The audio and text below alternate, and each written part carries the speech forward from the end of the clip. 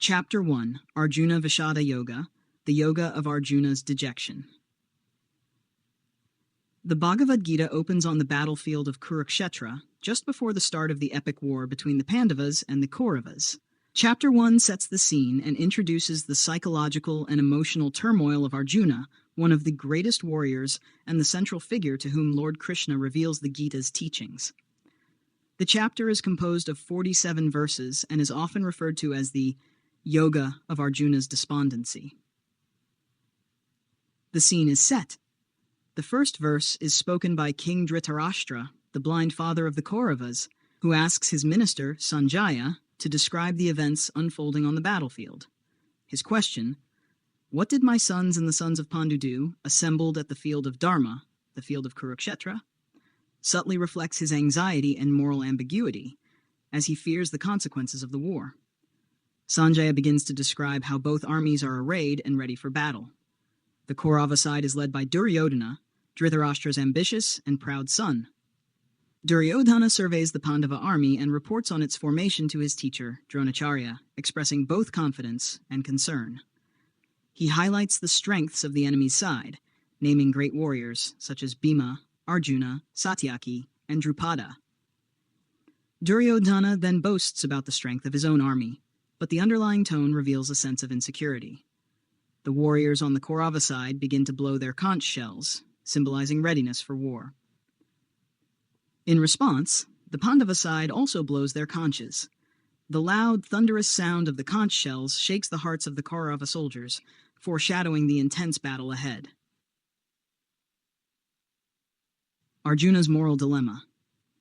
At this pivotal moment, Arjuna asks Lord Krishna, who is serving as his charioteer, to place the chariot in the middle of the battlefield so he can see the warriors assembled on both sides. As Arjuna looks around, he sees his relatives, revered elders, teachers, cousins, and friends on both sides, people he loves and respects. This sight deeply disturbs him. Arjuna is suddenly overwhelmed by sorrow, compassion, and confusion. His body trembles, his bow slips from his hands, and his mind reels. He is caught in a storm of emotions, and he expresses his unwillingness to fight. He argues that killing his kinsmen, even in a just war, will only lead to the destruction of family traditions and social chaos. He fears the spiritual degradation that would result from such a war. Arjuna's anguish is not born out of cowardice, but from a profound moral and emotional crisis. He feels it is better to renounce the battle, even if it means being killed unarmed, than to kill his loved ones for the sake of a kingdom. Themes and significance. 1. Human conflict and emotion. This chapter vividly captures the internal conflict faced by Arjuna. It symbolizes the universal human experience of moral dilemma, fear, and emotional overwhelm when confronted with difficult choices. Arjuna's sorrow is relatable to any person who has faced deep personal or ethical challenges. 2. The battlefield as a metaphor. Kurukshetra is both a physical and symbolic battlefield. It represents the field of life where every individual must confront choices, duties, and the struggle between right and wrong. Arjuna's reluctance to fight reflects the inner resistance to face hardship, loss, and painful duties. 3. Beginning of the spiritual journey. Arjuna's despondency marks the beginning of his spiritual awakening. His willingness to question the righteousness of his actions and eventually surrender to a higher wisdom sets the foundation for the teachings that follow in later chapters. The Gita uses this moment of despair to introduce the path of self-inquiry and transformation. 4. Importance of dharma, duty.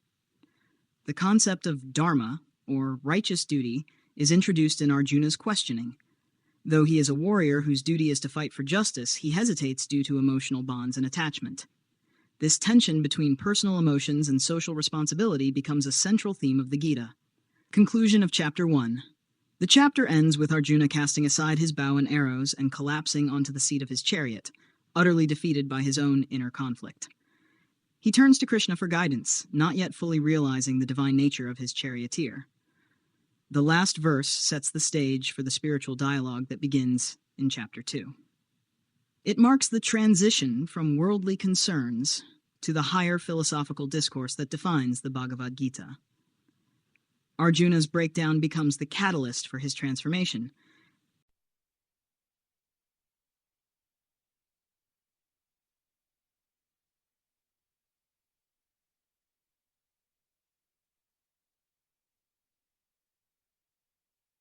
To provide a more detailed understanding of Bhagavad Gita Chapter 2, let's break down its key sections and delve into the nuances of its teachings. 1. Arjuna's despondency, verses 1 to 10. The setting. The chapter opens with Sanjay narrating the scene to King Dhritarashtra. Arjuna, positioned between the two armies, is overcome with grief and compassion. He sees his relatives, teachers, and elders on both sides of the battlefield, leading to a profound moral crisis. Arjuna's arguments. Arjuna expresses his reluctance to fight, citing the pain and sin that would result from killing his own kin. He questions the value of victory and kingdom if it comes at the cost of such bloodshed. His emotional turmoil reveals a conflict between his duty as a warrior and his personal affections. Arjuna then expresses that he is confused and surrenders to Krishna, asking him to instruct him on what his duty is. 2. The philosophy of the soul, verses 11 to 30. The eternal self. Krishna begins by explaining the eternal and indestructible nature of the soul, Atman. He emphasizes that the soul is beyond birth and death, and that the physical body is merely a temporary vessel. This concept aims to alleviate Arjuna's grief by highlighting the impermanence of the material world. The nature of reality. Krishna distinguishes between the eternal, Sat, and the temporary, Asat. He explains that the soul is unchanging, while the body and material world are subject to constant change. Krishna explains that the soul transmigrates from body to body, like a person changing clothes. The importance of tolerance. Krishna explains that the sensations of hot and cold, pleasure and pain, are temporary, and that a person should learn to tolerate them. 3. Duty and righteous action, verses 31 to 38. Dharma. Krishna stresses the importance of fulfilling one's duty, dharma, as a kshatriya, warrior. He argues that engaging in righteous warfare is Arjuna's duty, and that he should not deviate from it. Krishna explains that by not performing his duty, Arjuna will incur sin and lose his good reputation. Action without attachment. Krishna advises Arjuna to perform his duty without attachment to the results of his actions. He emphasizes that focusing on the action itself, rather than the outcome, leads to inner peace. 4. The path of equanimity, verses 39 to 53. Buddhi Yoga. Krishna introduces the concept of Buddhi Yoga, or the yoga of intellect, which involves cultivating a balanced and unwavering mind. This path emphasizes the importance of transcending dualities like pleasure and pain, gain and loss. Detachment. Krishna explains that detachment from the fruits of action is essential for achieving liberation from the cycle of birth and death. Krishna describes that by detaching from the desires of the senses, a person can achieve a state of peace. 5. The characteristics of a steady-minded person, verses 54 to 72. Sthita Prajna. Arjuna asks Krishna to describe the characteristics of a person with steady wisdom, Sthita Prajna. Krishna describes such a person as one who is free from desires, controlled in their senses, and established in self-realization. Qualities. A Sthita Prajna remains undisturbed by pleasure and pain, and is constantly absorbed in the self. They have mastered their senses, and their mind is steady and focused. They have abandoned all desires that arise from mental concoction. They are equal in both happiness and distress. By understanding these key sections, you can gain a deeper appreciation for the profound wisdom contained within Bhagavad Gita Chapter 2.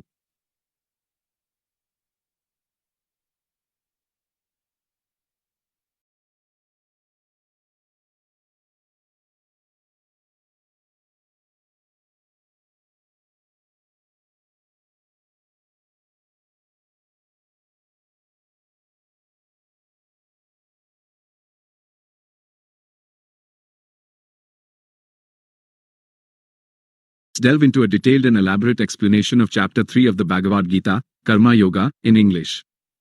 Bhagavad Gita Chapter 3, Karma Yoga, the Yoga of Action. Chapter 3 of the Bhagavad Gita addresses the conflict between action and inaction, a dilemma Arjuna faces on the battlefield of Kurukshetra. Krishna, in his discourse, elucidates the concept of Karma Yoga, the Yoga of Action, emphasizing the importance of performing one's duties without attachment to the results. 1. Arjuna's dilemma and Krishna's initial response, verses 1 to 9. Arjuna's confusion, verses 1 to 2. Arjuna, still grappling with the moral implications of the impending battle, questions Krishna about the superiority of knowledge over action. He argues that if knowledge is indeed superior, then why is Krishna compelling him to engage in such a horrific act of warfare? Arjuna expresses his bewilderment, stating that Krishna's seemingly contradictory statements have confused his intellect. He pleads for a definitive answer, a clear path to follow. This reflects a common human struggle, the conflict between intellectual understanding and practical application, between abstract principles and concrete actions. Krishna's explanation of Karma Yoga, verses 3 to 9. Krishna responds by outlining two distinct paths, the path of knowledge, jnana yoga, for the contemplative, and the path of action, karma yoga, for the active. He clarifies that liberation is not achieved by merely renouncing action. No one can remain inactive, even for a moment, as the inherent qualities of nature, prakriti, compel all beings to act. Krishna emphasizes that restraining the external organs of action while internally dwelling on sense objects is hypocrisy. True renunciation lies in performing one's prescribed duties without attachment. He stresses the importance of performing obligatory duties, niyatam karma, as a form of sacrifice. Actions performed without attachment purify the mind and lead to liberation. Krishna illustrates this principle by referencing the creation of beings along with sacrifice, yajna. He emphasizes that mutual cooperation between humans and deities through sacrifice ensures prosperity and well-being. He explains how the cycle of creation is maintained by actions that originate from the Vedas, and the Vedas originate from the imperishable, and thus that actions are very important. He also states that those who do not follow this cycle of action live a life of sin. 2. The importance of action without attachment, verses 10 to 19. The example of Janaka and others, verses 19 to 20. Krishna cites the example of King Janaka and other wise individuals who attain perfection through selfless action.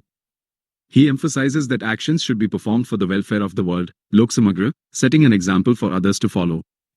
This highlights the social responsibility inherent in Karma Yoga. The Lord's own example, verses 22 to 24. Krishna, despite having nothing to gain, continues to perform actions to maintain the cosmic order. He warns that if he were to cease acting, others would follow suit, leading to chaos and destruction. This shows that even the divine performs actions. The wise and the ignorant, verses 25 to 29. The wise, understanding the workings of nature, perform actions without attachment, while the ignorant, deluded by ego, become entangled in their actions. Krishna advises Arjuna to relinquish all actions to him, freeing himself from ego and anxiety. He explains that one should follow their own duty, and that it is better to perform one's own duty imperfectly than another person's duty perfectly. 3. Controlling the senses and overcoming desire, verses 30 to 43. The dangers of desire, verses 36 to 43. Krishna identifies desire, kama, as the primary enemy, leading to anger, krodha, and delusion, moha. He explains that the senses, mind, and intellect are the dwelling places of desire, which obscures knowledge and leads to downfall. Krishna advises Arjuna to control his senses and subdue this powerful enemy. He explains that the senses are higher than the gross body, the mind is higher than the senses, the intellect is higher than the mind, and that the self is higher than the intellect. Therefore, he tells Arjuna that by understanding the self, and thus controlling the mind and intellect, he can control the senses, and thus destroy desire. Key principles of Karma Yoga. Nishkama Karma, performing actions without attachment to the results. Swadharma, fulfilling one's prescribed duties according to one's nature and social role. Lokasamgraha, acting for the welfare of the world. Equanimity, maintaining a balanced state of mind in all situations. Sense control, mastering the senses to prevent them from leading astray. Significance of Chapter 3. It provides a practical framework for spiritual growth within the context of everyday life. It emphasizes that action is not an obstacle to liberation but a means to achieve it. It addresses the universal human dilemma of balancing action and detachment. It highlights the importance of social responsibility and ethical conduct. In essence, Chapter 3 of the Bhagavad Gita teaches us that true renunciation lies not in abandoning action but in performing our duties with dedication and detachment, thereby purifying our minds and aligning ourselves with the divine will. It offers a path to liberation that is accessible to all, regardless of their social standing or profession. Chapter 4, Jnana Karma Sannyasa Yoga, the yoga of knowledge and renunciation of action through wisdom. In Chapter 4, Lord Krishna deepens Arjuna's understanding by revealing the divine origin of the Gita's teachings, the importance of selfless action, and the power of spiritual knowledge, Jnana, in liberating the soul. This chapter consists of 42 verses and acts as a bridge between the earlier discussions on action, karma yoga, and the path of knowledge. The chapter begins with Krishna stating that he originally imparted this eternal knowledge of yoga to Vivasvan, the sun god, who passed it to Manu, and then to Ikshvaku, beginning a lineage of enlightened kings and sages. Over time, this knowledge was lost, and now Krishna is reviving it by revealing it to Arjuna, who is seen as a worthy recipient due to his devotion and friendship. This declaration shocks Arjuna, prompting him to ask how Krishna, born in recent times, could have taught the sun god who existed ages ago. This opens the way for a profound revelation. Krishna's divine incarnation, Avatara. Krishna explains that though his body appears to take birth, he is beyond birth and death, eternal, unborn, and changeless. He incarnates out of his own divine will whenever dharma, righteousness, declines, and adharma, unrighteousness, rises, to protect the virtuous, destroy evil, and restore balance in the world.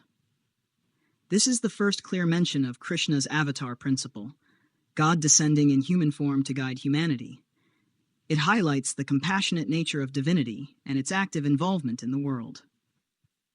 The power of action with knowledge.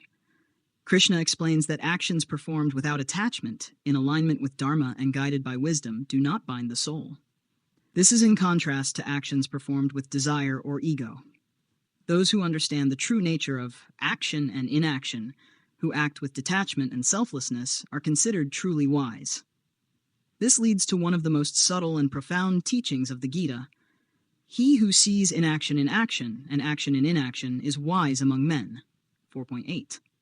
It points to the paradoxical truth that even when engaged in intense activity, a person can remain inwardly still and detached, while someone appearing inactive may still be driven by inner desires and mental agitation. The role of sacrifice, yajna. Krishna introduces the idea of various forms of yajnas, not just ritualistic fire sacrifices, but also intellectual, sensory, breath, austerity, and knowledge-based sacrifices. All of these aim to purify the mind and elevate consciousness. However, the highest sacrifice, he says, is the sacrifice of knowledge, where the ego and ignorance are offered up, and the self is illumined by the light of truth. Better than material sacrifice is the sacrifice of knowledge, for all actions culminate in knowledge. 4.33. This reinforces the idea that spiritual understanding is key to liberation, more than mere mechanical performance of rituals or duties. The role of the guru and the path to wisdom. Krishna emphasizes the necessity of approaching a guru, spiritual teacher, with humility, service, and inquiry. The guru, established in truth, helps dispel ignorance and reveal the self. He assures Arjuna that once a person attains true knowledge, he no longer doubts, even in the face of life's challenges. His karma no longer binds him. Just as a blazing fire reduces wood to ashes, O Arjuna, so does the fire of knowledge burn all karma to ashes. The person who is steadfast, devoted, and self-controlled attains knowledge, and with it, supreme peace. Arjuna is urged to rise with clarity. The chapter concludes with Krishna encouraging Arjuna to rise with faith and clarity, to cut through the doubt that clouds the heart with the sword of knowledge, and to stand up for his dharma with renewed insight. 1. Divine origin of the Gita's wisdom. Krishna reveals that the teachings of the Gita are timeless and eternal, handed down through divine channels. He appears not merely as a teacher, but as God himself, the source of all dharma. 2. Incarnation and divine intervention. Krishna's role as an avatar illustrates how the divine manifests to uplift humanity, reaffirming the spiritual law that God never abandons creation in times of crisis. 3. Knowledge is liberation. Knowledge is seen as the highest purifier. Right understanding transforms karma into a path to liberation, rather than bondage. 4. Action with detachment. Acting in the world without attachment to the results leads to freedom. The wise live with a sense of inner detachment and presence, making no karmic entanglements. 5. Guru and grace. The importance of a teacher who can impart knowledge and dissolve doubts is emphasized. One must approach such a guide with humility, respect, and the desire to learn. Conclusion. Chapter 4 of the Bhagavad Gita deepens the philosophical foundation laid earlier. It merges action, karma yoga, with wisdom, jnana yoga, showing how enlightened action, free from ego and desire, leads to spiritual liberation. It sets the stage for further exploration of disciplined action and inner renunciation, which continues into Chapter 5.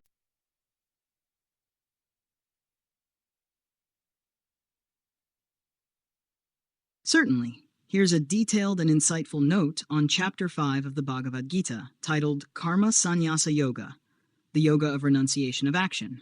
This chapter explores the relationship between renunciation, sannyasa, and selfless action, karma yoga, and how both can lead to liberation when performed with the right understanding. Chapter 5, Karma Sannyasa Yoga, the Yoga of Renunciation of Action. Chapter 5 of the Bhagavad Gita addresses a fundamental spiritual dilemma. Is it better to renounce all action, or to perform action with detachment? This is the question with which Arjuna opens the chapter, seeking clarity from Lord Krishna.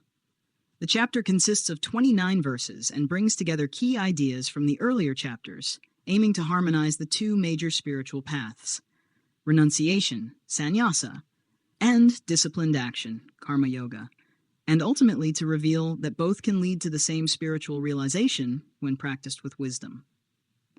Renunciation versus action, which is superior? In the opening verses, Krishna answers Arjuna's question by saying that both karma sannyasa, renunciation of actions, and karma yoga, yoga of action, lead to liberation, moksha. However, he asserts that karma yoga is the superior path for most seekers.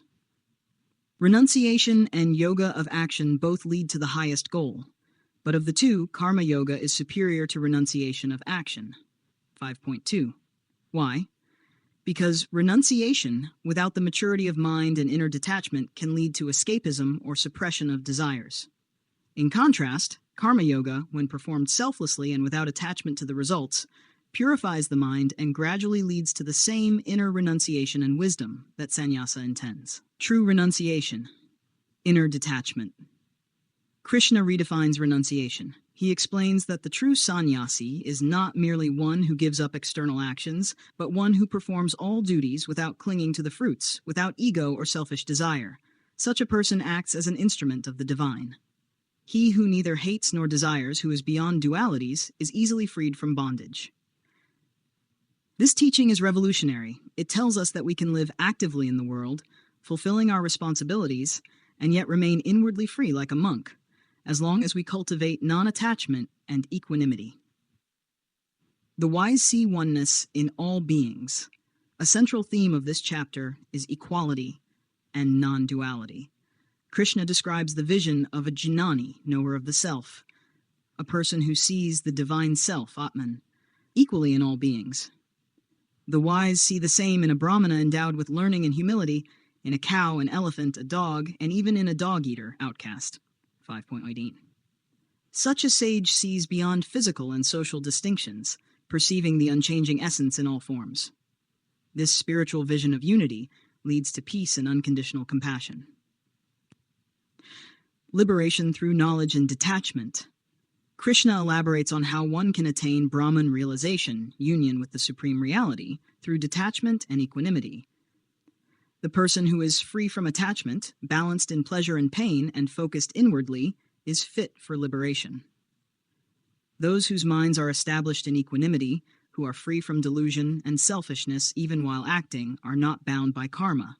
5.7. He introduces the idea of mental renunciation, acting without internal involvement. For such a person, there is no anxiety or pride, no craving or aversion. Their actions are pure and selfless, performed only as offerings to the divine. Inner peace and the path to Brahman. Krishna describes the peace that comes from inner purity and self-knowledge. This peace is not dependent on external circumstances, but arises from contentment, control of senses, and freedom from desire. The one who is unattached to external sense pleasures finds joy in the self. Such a person, united with Brahman, enjoys endless bliss. 5.21. He speaks of the yogi's life as one of joy, stillness, and inner clarity. By turning inward, meditating, and mastering the senses, one enters into the stillness of Brahman, where there is neither doing nor doer, only pure existence. Final vision. The bliss of liberation. The chapter ends on a profoundly uplifting note. Krishna describes the supreme goal as attaining Brahman, the eternal, pure, infinite consciousness. The one who realizes Brahman is free from anger and selfish desires, controls the mind and senses, knows themselves as the self in all beings, dwells in constant bliss. He who is happy within, who rejoices within, and who is illumined within, that yogi becomes Brahman and attains liberation. 5.24. Such a person is liberated while living, a jivanmukh free from fear, sorrow, and duality. They live in the world but are not of the world. Key themes of Chapter 5. 1. Harmony of paths. Both renunciation, sannyasa, and selfless action, karma yoga, can lead to liberation when practiced with wisdom, but karma yoga is more accessible and effective for most people. 2. Redefinition of renunciation. True renunciation is internal. It is not about leaving the world, but about letting go of attachment, ego, and craving. 3. Unity of all life. The vision of a wise person is one of oneness. They see the divine self in all beings, beyond caste, species, or social status. 4. Liberation through detachment and knowledge. By acting selflessly, with a calm mind and spiritual knowledge, one is not bound by karma and attains inner peace. 5. Brahman, the supreme state. The goal is realization of Brahman, the absolute truth. It is the state of eternal joy, stillness, and unity, free from all dualities. Conclusion. Chapter 5 of the Bhagavad Gita is a powerful integration of two seemingly different paths, renunciation and action. Krishna gently guides Arjuna and us to understand that living in the world without being bound by it is not only possible, but is the ideal path. Through knowledge, detachment, and devotion, we can perform all our duties and still attain the supreme freedom of the soul. This chapter sets the spiritual tone for deeper practices of meditation and inner absorption, which Krishna will unfold in Chapter 6, Jnana Yoga, the Yoga of Meditation. Would you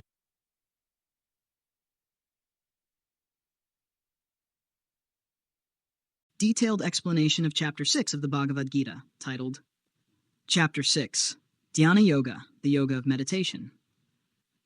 Overview. Chapter 6 of the Bhagavad Gita focuses on meditation jnana as a spiritual path leading to self-realization. Krishna explains how a true yogi lives, how to meditate, the discipline required, and the benefits of yoga. This chapter integrates the teachings of karma yoga and jnana yoga, showing that meditation is both a continuation and a culmination of these paths. It consists of 47 verses and can be divided into key themes. The true yogi and the spirit of renunciation, verses 1 to 9. Krishna begins by explaining who is truly a yogi, not one who simply renounces action, but one who performs duty without attachment. A person who acts without desire for the fruits of their labor is both a karma yogi and a renunciate sannyasi. He who performs his duty without depending on the results is a true renouncer and yogi. He also explains the evolution of the yogi, from someone dependent on actions towards stillness and meditation as a higher spiritual practice. A yogi regards friends and enemies, the good and bad, with equal mind, a sign of spiritual maturity. Preparation and practice of meditation, verses 10 to 17. Here, Krishna gives very practical advice on how to meditate. One should practice in solitude, with control over the mind and body, and free from desires and possessions. A proper seat, asana, should be used, clean, firm, not too high or too low. The posture should be steady, with the body, neck, and head aligned. The gaze should be fixed at the point of the nose, not out of superstition, but to still the wandering senses.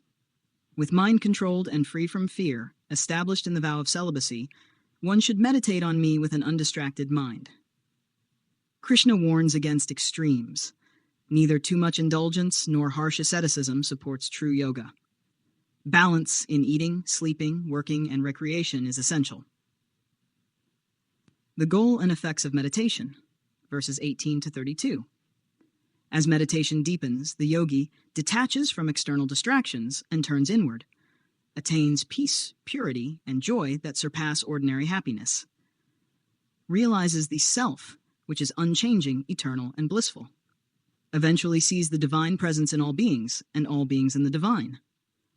The yogi whose self is in harmony, who sees the self in all beings, and all beings in the self, sees the same everywhere.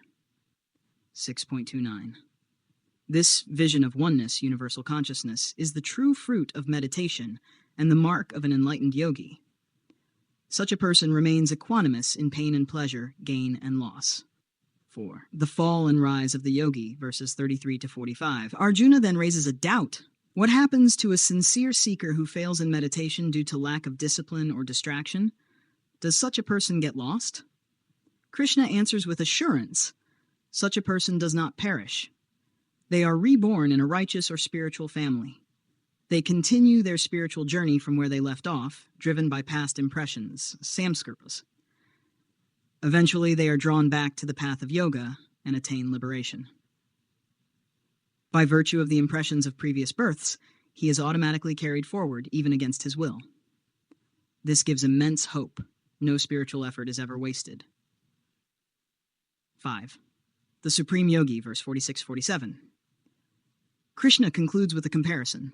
A yogi is greater than an ascetic, greater than the scholar, gnani, greater than the one performing rituals. Of all yogis, he who with faith worships me, with mind absorbed in me, is the most united with me in yoga. 6.47. Here, Krishna gently guides Arjuna toward bhakti, devotion, showing that the highest yogi is one who meditates on the personal divine form with love and devotion, combining jnana, karma, and bhakti into one path. Key themes and takeaways. 1. Meditation as a discipline. Yoga is not just physical postures, but a way of life, inner stillness, and spiritual clarity. 2. Balance and moderation. True yoga avoids extremes. Spiritual growth requires balance in daily habits and emotions. 3. Inclusiveness of the path. Everyone can walk the path of meditation, regardless of prior experience. Even partial efforts bear fruit. 4. The power of devotion. Krishna introduces bhakti subtly, showing that love for the divine deepens and completes the practice of yoga. 5. Spiritual equality and oneness. The yogi's realization of oneness with all beings is the essence of enlightenment. Conclusion. Chapter 6 elevates the discussion from outer action to inner realization. It defines what a yogi is. Not someone who escapes the world, but one who lives with inner peace, sees unity in diversity, and acts with love and balance. Krishna's teachings blend practical steps with deep metaphysical insight, making dhyana yoga a timeless guide for seekers of all levels.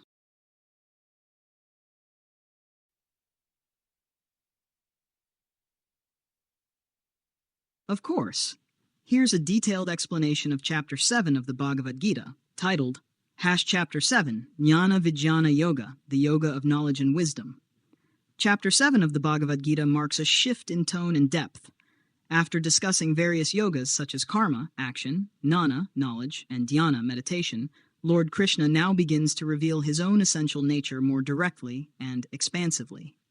This chapter is considered part of the Jnana Yoga section, chapters 7 to 12, where bhakti, devotion, starts to become a central theme, intertwined with knowledge and realization. It comprises 30 verses, and its aim is to deepen Arjuna's understanding of both the supreme truth, paravidya, and the phenomenal world, aparavidya, the knowledge of God, and the experience of union with Him. 1. Knowledge of the Supreme, jnana and vijnana. Krishna begins by urging Arjuna to listen attentively, as he is about to impart knowledge that goes beyond ordinary understanding. With this knowledge, nothing more remains to be known in this world. 7.2. Jnana is theoretical or scriptural knowledge. Vijnana is realized knowledge, direct, experiential wisdom. Krishna emphasizes that very few people strive to attain this kind of wisdom, and among thousands, only a rare few truly know him in his totality. 2. Krishna as the source of all. Krishna now reveals that he is the source and substance of all that exists, both material and spiritual. He lists the eightfold nature of his lower, material energy: earth, prithvi, water, fire, tejas, air, vayu, ether, akasha, manas, intellect, buddhi, ego, ahankara. These represent the gross and subtle elements that constitute all of creation. But beyond these, Krishna says, there is a higher energy, the living beings themselves, Jiva Buddha, which sustain and animate the material world. I am the origin and dissolution of the entire universe, 7.6. This statement introduces Krishna as both immanent and transcendent. He pervades all, yet exists beyond all. Yabnusraya 3. The deluded cannot see the divine. Despite his all-pervading nature, Krishna explains why people do not recognize him. They are deluded by Maya, illusion, his divine power that veils reality. This Maya is made up of the 3 gunas, modes of material nature: sattva, purity, harmony; rajas, passion, activity; tamas, darkness, inertia. These modes bind the soul to the cycle of birth and death and obscure the vision of the divine. Hence, only those who surrender to Krishna can cross beyond the veil of Maya.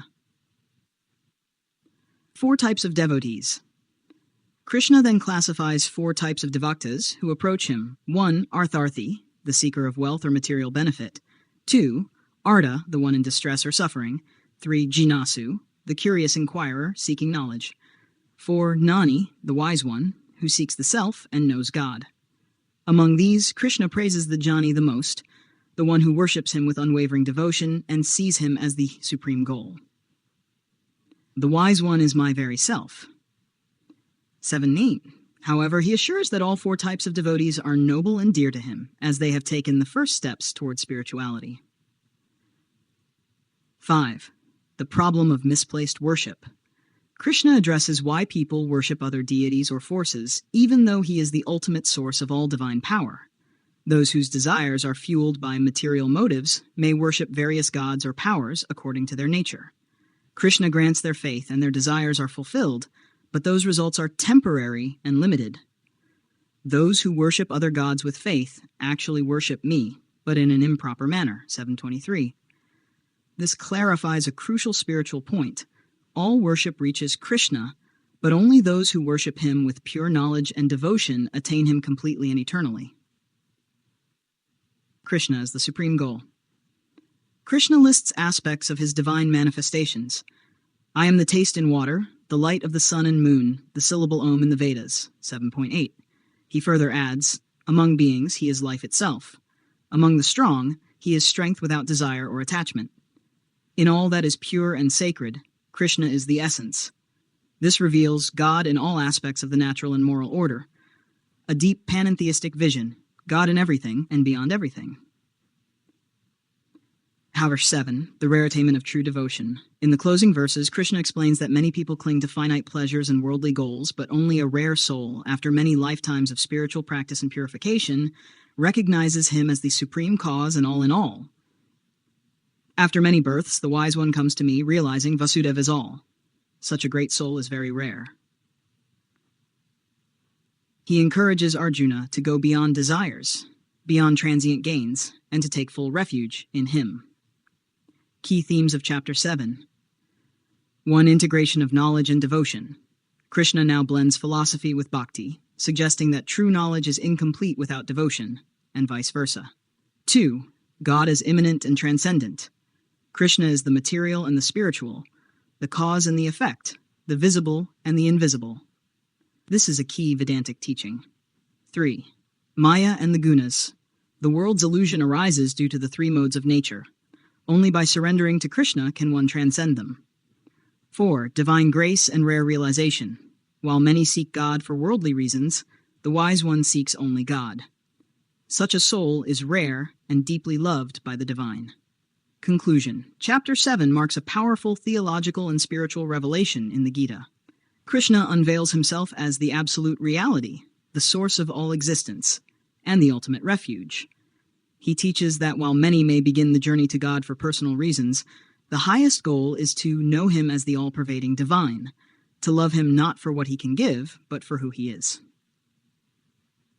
This chapter thus serves as a turning point in the Gita's narrative, shifting the seeker from external action and analysis to inward devotion and direct experience of the divine. Here's a detailed and clear explanation of Chapter 8 of the Bhagavad Gita, titled Chapter 8, Akshara Brahma Yoga, the Yoga of the Imperishable Absolute. Chapter 8 is a deeply spiritual discourse where Krishna reveals profound truths about the nature of Brahman, the supreme reality, the eternal soul, the power of remembrance at death, and the paths leading to liberation. This chapter comprises 28 verses and is framed around Arjuna's sincere questions about the soul, karma, and ultimate destiny. 1. Arjuna's 7 questions, verse 1-2. The chapter begins with Arjuna asking 7 crucial spiritual questions. What is Brahman? What is the self, Adhyatma? What is karma? What is the material manifestation, Adibhuta? What is the divine principle, Adidaiva? What is sacrifice, Adiyajna? And how is it present in the body? And how is it realized at the time of death? These are deep, philosophical inquiries meant to understand not just life, but what happens at the moment of death, a critical moment in Hindu philosophy, believed to affect the soul's journey forward.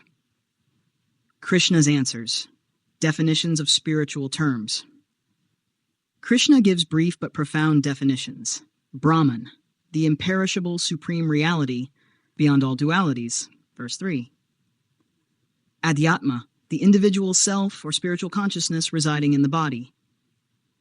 Karma, the action that sustains the creation and causes rebirth.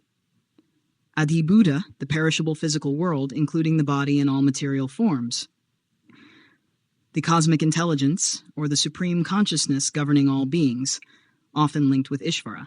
Adhyatma, the supreme Lord, Krishna himself, dwelling in the heart of all beings, the inner witness of all sacrifice. The importance of the moment of death. This is one of the central teachings of the chapter. Whoever remembers me at the time of death, he attains my nature without doubt. 8.5. Krishna emphasizes that the final thought at the time of death determines the soul's next destination. Hence, it is vital to live life in a way that one remembers God constantly, so that at the final moment, the mind naturally turns to Him. He adds, whatever one remembers at the end of life, that alone one attains because of being always absorbed in that. 8.6.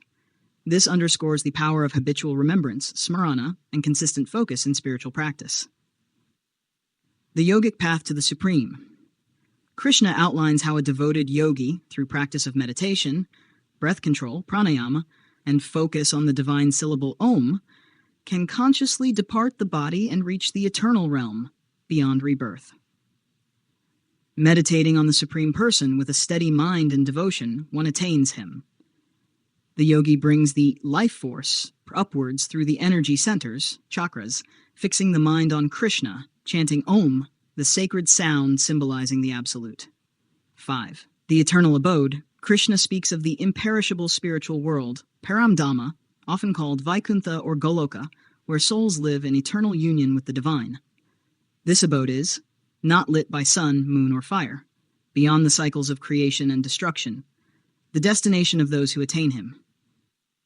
Having reached me, they do not return to this temporary world of suffering. 8.15. This contrasts with the material universe, where beings are trapped in the cycle of birth and death, samsara. 6. The cycles of creation and dissolution. Krishna explains the cosmic timeline. A day of Brahma lasts 4.32 billion years, during which the universe exists. A night of Brahma lasts the same, during which it dissolves. This cycle continues eternally. All beings are subject to this cycle, appearing and disappearing with the cosmos, except those who attain the Supreme, who transcend time itself. 7. The two paths after death. Krishna now introduces a dual path framework for the soul after death. 1. The bright path, Archareti Marga, for the wise and spiritually realized, leads directly to liberation, associated with fire, light, the sun, and knowledge. No return to birth. 2. The dark path, Dumrati Marga, for those attached to material pursuits and rituals, leads to rebirth, associated with smoke, night, and ignorance. These two paths, bright and dark, are considered eternal. One leads to liberation, the other to rebirth. 8.26. This echoes the Upanishadic idea that spiritual evolution determines post-death trajectory. 8. The great secret of devotion. In the closing verses, Krishna reiterates that the devotee who sincerely worships Him with unwavering faith, regardless of when or how death comes, attains the Supreme. He encourages Arjuna, therefore, at all times remember me and fight. With mind and intellect fixed on me, you shall surely come to me. 8.7. This verse beautifully combines devotion with action, karma, the ideal balance the Gita teaches. Key themes of Chapter 8. 1. Remembrance at death. Final thoughts at death determine the soul's next journey. Hence, constant spiritual focus throughout life is essential. 2. Conscious dying. The advanced yogi prepares for death with awareness, breathing techniques, mantra repetition, Om, and meditation on God. 3. Imperishable Brahman. Krishna is the changeless, eternal principle that transcends both matter and time. 4. Paths after death. The soul may take different routes depending on its inner state. but devotion guarantees ultimate liberation. 5. Devotion as supreme path. Even above complex rituals or techniques, Krishna emphasizes wholehearted remembrance and surrender as the key to salvation. Conclusion. Chapter 8, Akshara Brahma Yoga, is a profound exploration of death, rebirth, and immortality. It offers deep metaphysical insights while giving practical spiritual instructions on how to live and die with awareness, devotion, and freedom. It answers existential questions about what lies beyond life and provides the reassuring promise that those who sincerely remember God will never be lost. In the Gita's flow, this chapter transitions beautifully into Chapter 9, where Krishna reveals even greater secrets of his inner nature and the power of pure devotion.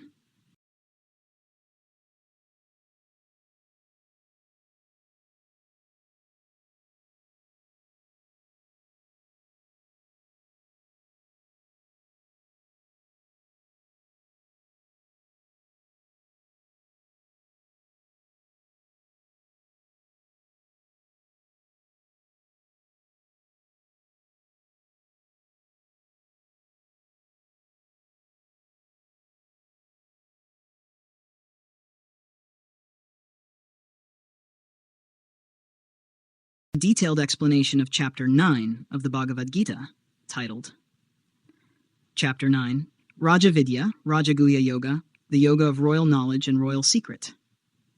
Chapter 9 is one of the most important and beloved chapters of the Bhagavad Gita. It reveals the highest form of knowledge, Raja Vidya, and the deepest spiritual secret, Rajaguhya. This knowledge, Krishna says, leads directly to liberation when practiced with faith and devotion. This chapter consists of 34 verses, and it is filled with both majestic metaphysics and heart-melting promises of divine love. Rule 1. The Royal Knowledge and Supreme Secret. Krishna begins by declaring, "I shall now declare to you, Arjuna, the most secret knowledge, the king of sciences and the king of secrets." 9.1. He explains that this knowledge is pure, can be directly experienced, is easy to practice, and destroys ignorance completely. But Krishna also warns that those who lack faith cannot grasp it, even if they're otherwise intelligent. 2.2. Krishna's all-pervading presence. In one of the most profound philosophical declarations, Krishna says, "By me all this world is pervaded. All beings rest in me, but I do not rest in them." This is a key Vedantic concept, and God is immanent, present within everything, and also transcendent, beyond everything. He elaborates, though he supports all of creation, he remains unattached. Creation is like wind resting in space. Everything exists in him, but he is untouched. 3. The cosmic cycle of creation. Krishna reveals that, at the end of a cosmic cycle, kalpa, all beings return into his nature. At the beginning of a new cycle, he recreates them. This happens automatically through his prakriti, nature, under divine supervision. Yet he remains unbound by action. Even though he is the cause of all, he remains a silent witness beyond karma. Now 4. Human ignorance and divine delusion. Krishna points out a tragedy of human life. Fools deride me when I descend in human form, not knowing my higher reality as the Lord of all beings. 9-11. People who are deluded by ego and desire fail to recognize the divinity in human form. This is a reference to Krishna's own incarnation, Avatara. Those who worship only for selfish gain remain bound by the cycle of birth and death. 5. The nature of devotion. Now comes the heart of the chapter. Krishna begins to glorify devotion as the highest spiritual path. But those who worship me with love, they are in me and I am in them. 9.29. He declares, he treats all beings equally. He has no favorites. Yet, those who worship him with love become especially close to him. This leads to one of the most hopeful and inclusive verses in the entire Gita. Even if the most sinful person worships me with unwavering devotion, he must be regarded as righteous, for he has rightly resolved. This means that no past karma can disqualify someone from divine grace. The only requirement is sincere devotion. 6. The simplicity of surrender. In a beautiful and accessible teaching, Krishna tells Arjuna, If one offers me with love and devotion a leaf, a flower, a fruit, or water, I accept it. 926. This verse removes all barriers to worship. You don't need rituals, wealth, or priesthood. Pure love and a sincere heart are all that matter. Krishna continues, whatever you do, eat, give, or sacrifice, do it as an offering to me. 927. Acting this way purifies one from the bonds of karma. Act 7. Equal access to God. Krishna opens the doors of divine grace to all people, regardless of gender, birth, or social status. Women, Vaishyas, merchants, Shudras, laborers, and others born of sinful origin, all can attain the supreme goal if they take refuge in me. 932. This was a revolutionary declaration at the time, dismantling social prejudices with spiritual truth. 8. The final assurance, the promise of God. Krishna ends this chapter with one of the most famous and comforting verses in the entire Gita. Abandon all forms of dharma and simply surrender unto me. I shall deliver you from all sin. Do not fear. This is the essence of Bhagavad Gita, surrender, as the highest spiritual practice. God promises complete protection to the devotee who gives himself fully. Summary of key teachings in Chapter 9, theme essence, royal knowledge, supreme secret wisdom that leads to liberation, God's nature, all-pervading yet unattached, both immanent and transcendent, cosmic creation, beings cycle through creation and dissolution under Krishna's control. The highest path, simple, pure love is enough. Inclusiveness. Everyone, regardless of past, can attain the supreme through devotion. Divine assurance. Krishna promises liberation to those who surrender fully. Conclusion. Chapter 9 is the soul of the Gita's philosophy. It combines profound metaphysics with a loving personal God. Krishna presents himself not only as the absolute reality, but also as the compassionate friend who seeks the devotee's heart. It is both a revelation and an invitation. Krishna opens his arms to all, asking for nothing but love, faith, and surrender. In return, he offers eternal peace and liberation. Would you like to continue to Chapter 10, Vibhuti Yoga, the Yoga of Divine Glories, next?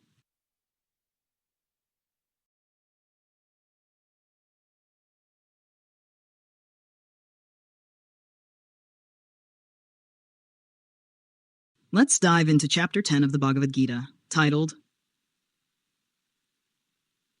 Chapter 10, Vibhuti Yoga, the Yoga of Divine Glories. This chapter is a magnificent revelation where Lord Krishna reveals his divine manifestations, the extraordinary ways in which the Supreme Being expresses himself in the world. It inspires awe, reverence, and deep devotion by showing how God is present in the most powerful, beautiful, and majestic aspects of creation. Chapter 10 contains 42 verses and continues the path of bhakti yoga, devotion that began in the previous chapters, particularly Chapter 9. 1. Krishna declares his divine majesty, verses 1-3.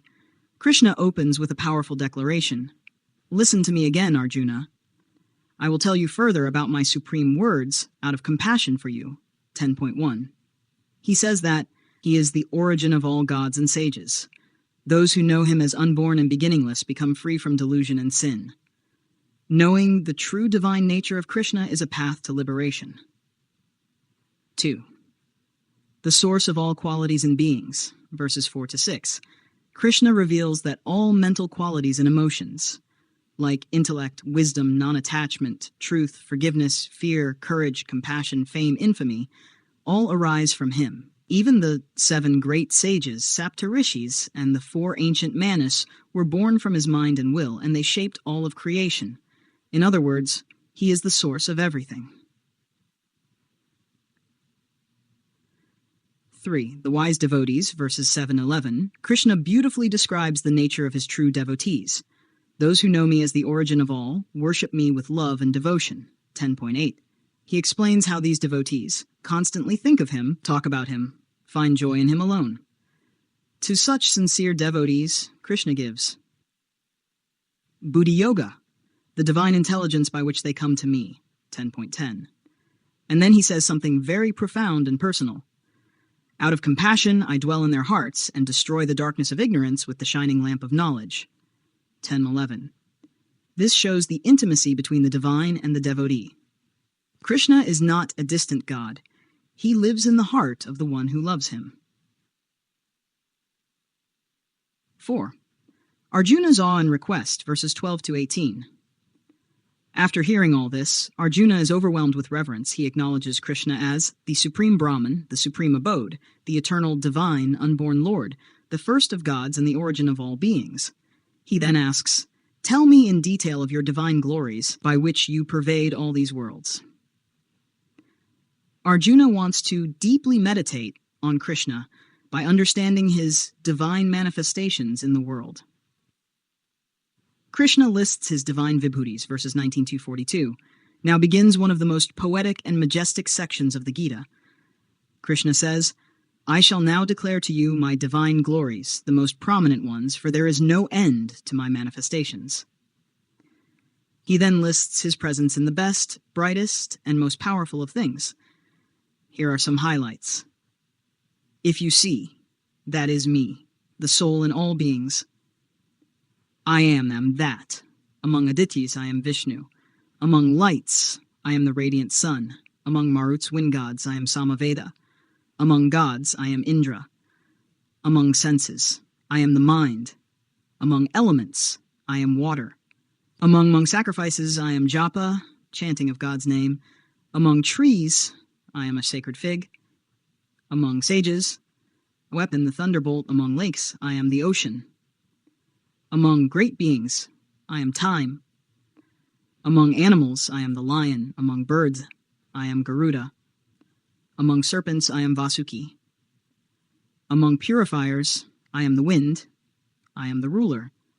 Among secrets, I am silence. Among creators, I am Brahma. And finally, Krishna says, I am the seed of all beings. There is no being, moving or unmoving, that exists without me. 6. A powerful reminder, verse 42. Krishna concludes, "But what need is there, Arjuna, for this detailed knowledge? I pervade and support this entire universe with a single fraction of myself." This mind-blowing statement implies that all creation, with its infinite diversity and beauty, is just a tiny part of God's true power. Key teachings from Chapter 10. Theme, essence. Divine glory, Vibhuti. God is present in all greatness, beauty, and power. Path of bhakti. Devotion leads to direct connection with God. Krishna's compassion. He personally guides sincere devotees from within. Meditation on Vibhutish. Helps focus the mind on God in daily life. All-pervasiveness. Everything exists within him, yet he transcends all. Act practical reflection. If we learn to see the divine in all greatness, in the rising sun, the deep ocean, the noble leader, the brave lion, or even a wise thought, we begin to meditate on God everywhere. This awareness helps us grow in devotion and transforms ordinary perception into spiritual vision. Conclusion. Chapter 10, Vibhuti Yoga, lifts us into a cosmic vision where everything majestic and meaningful is a glimpse of the divine. It helps the seeker recognize that God is not far away, but shines through all the wonders of creation. Krishna's message is, if you love me, you will see me everywhere. Ready for Chapter 11, Vishwarupa Darshana Yoga, the yoga of the vision of the universal form? That one takes us on an extraordinary, divine, visual journey. Let me know, and I'll continue. Chapter 11. Vishwarupa Darshana Yoga, the yoga of the vision of the universal form. This is one of the most dramatic and powerful chapters in the entire Bhagavad Gita. It contains 55 verses and describes an extraordinary moment when Lord Krishna grants Arjuna divine vision, Divya Drishti, to behold his cosmic form Vishwarupa, the universal form of God, beyond human comprehension. This chapter is a spiritual turning point, where devotion, philosophy, and divine power meet in an overwhelming vision of infinity. 1. Arjuna's request for vision, verses 1 to 4. Arjuna begins by praising Krishna's teachings, which have removed his confusion and brought clarity, but now he desires to see Krishna's cosmic form. I have heard from you of your inexhaustible glory. Now, O Lord, I wish to see that cosmic form of yours. 11.3. This is a humble yet bold request. to see the infinite nature of the divine, unfiltered. 2. Krishna grants divine vision. Verses 5 to 8. Krishna agrees, saying, "Behold, O Arjuna, my hundreds and thousands of forms of various colors and shapes. Behold the entire universe, all in one place, in this body of mine." However, Krishna warns, "You cannot see me with your physical eyes. Therefore, I give you divine eyes." 11.8. This is crucial. The true form of God cannot be perceived through ordinary senses, but through spiritual vision. 3. The vision of the universal form, verses 9 to 14. With the divine eyes granted, Arjuna sees infinite faces, arms, and eyes, garlands and ornaments glowing with celestial brilliance, countless beings entering into Krishna's body, the entire universe, gods, sages, and all creation, contained within him. Arjuna is dazzled, overwhelmed, and awestruck. The light of this form is like 1,000 suns rising at once. The poet Sanjaya, who narrates this scene to King Dhritarashtra, says, "There, Arjuna saw the entire universe divided into many parts, all gathered together in the body of the god of gods." 4. Arjuna's wonder and praise. Verses 15 to 31. Arjuna begins to speak, filled with wonder. He sees Brahma seated on a lotus, the gods entering Krishna with reverence, the terrifying form of death where warriors are being destroyed. He sees Krishna as the eternal origin, support of the universe, the imperishable, the abode of all. But soon, joy turns to fear. Arjuna now sees Krishna's terrible aspect: huge blazing mouths, fierce teeth, countless warriors, including Bhishma, Drona, Karna, rushing into his jaws, being crushed. Arjuna cries out, "Who are you in this terrible form? I bow to you. Please have mercy." 11.5. Krishna as Time the Destroyer. Verse 32. Now comes one of the most famous verses in the entire Gita. "I am Time, Kala, the great destroyer of the worlds, and I have come here to destroy all people." 11.32. Krishna explains that regardless of Arjuna's actions, all the warriors on the battlefield are already doomed. He encourages Arjuna, "Arise and fight. You are only an instrument, nimitta matra, of my divine plan." 11.33. This moment teaches that the divine will is always at work, and humans are merely channels through which that will unfolds. 6. Arjuna's total surrender, verses 35 to 46. Arjuna, shaken to the core, bows in devotion and terror. He now truly realizes Krishna is not just a charioteer or friend. He is Brahman, Ishvara, Vishnu, the source of creation and destruction. In deep humility, Arjuna begs forgiveness. "Forgive me, O Lord, for calling you Krishna, Yadava, friend, unaware of your greatness." 11.41. "I bow down to you from front, behind, all around. You are all that is." This moment is pure surrender, bhakti in its most authentic form. The return to gentle form, verses 47 to 50. Krishna reveals that no one has seen this cosmic form before, not through Vedas, rituals, penance, or charity. He says, "Only by single-pointed devotion, bhakti, can I be seen in this form." 11.54. At Arjuna's request, Krishna withdraws his terrible form and returns to his gentle four-armed and then human form. Arjuna, relieved and full of gratitude, regains his peace. 8. Final teaching, the power of devotion, verses 55. Krishna concludes the chapter with one of the most beautiful verses on devotion. "He who does all actions for me, regards me as supreme, is devoted to me, free from attachment and enmity. He comes to me." 11.5. This verse captures the essence of Bhakti Yoga. Summary of Chapter 11, Vishwarupa Darshana Yoga. Theme, Essence. Divine Vision. Krishna grants Arjuna eyes to see his cosmic form, universal form, infinite, terrifying, beautiful, all creation and destruction, God as time, Kala, the inevitable force of change and dissolution. Surrender.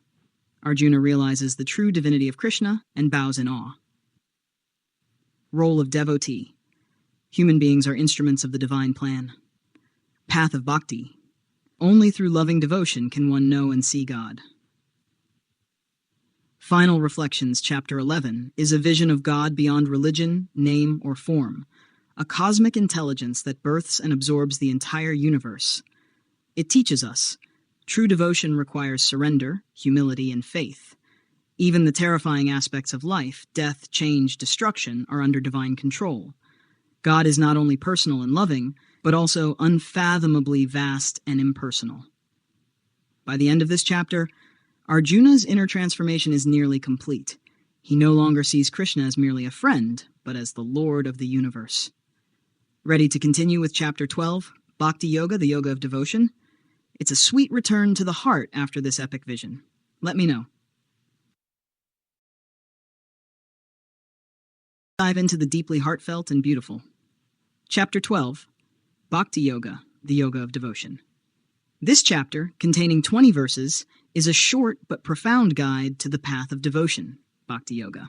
It follows the cosmic revelations of Chapter 11 and brings the focus back to the personal relationship between the devotee and God, a connection based on love, faith, humility, and surrender.